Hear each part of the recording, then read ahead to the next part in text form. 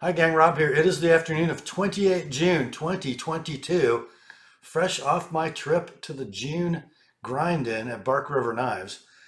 I'm going to show you a video here in just a moment that is also part of the big video montage for the 2022 grind-in, but I wanted to break this one out into its own video so you can see this maker all by himself.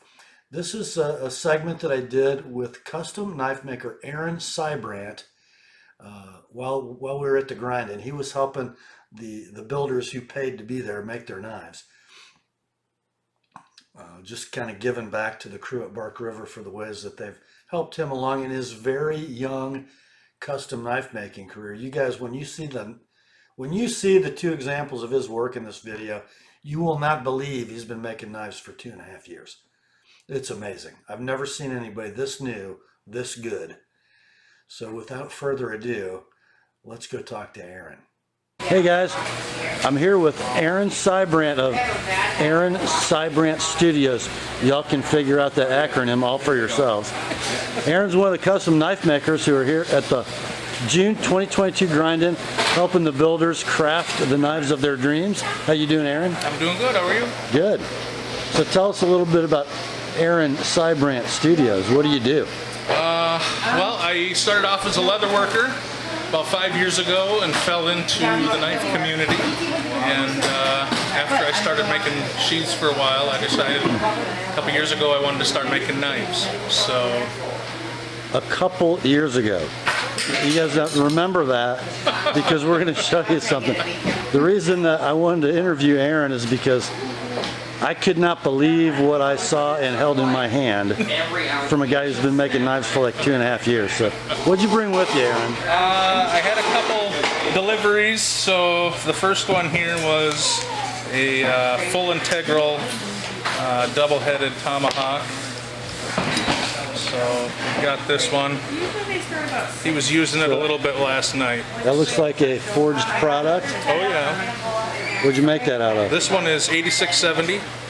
So I made this when I was hanging out with Jason Knight a couple months ago. Just was a lot of fun. And then what's it scaled then?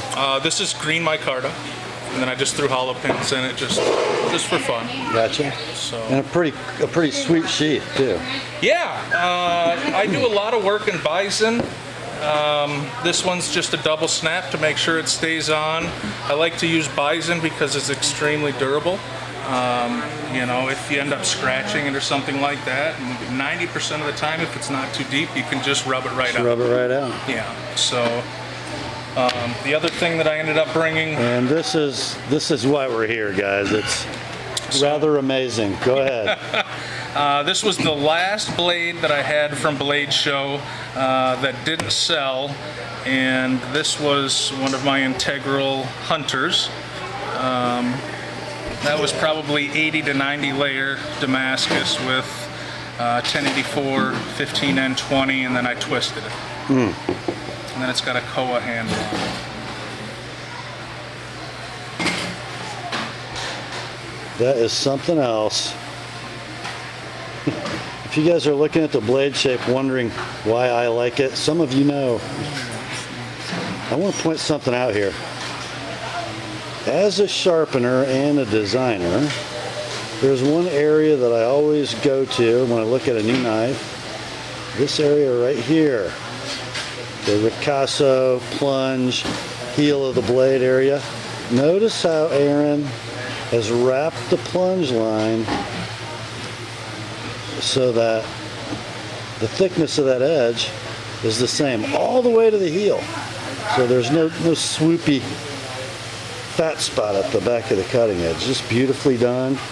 And the wood finishing, guys, I do not know if the camera's going to pick this up, but this is like a fine satin finish on the Koa. Not a gloss polish, but look at how it plays with the light.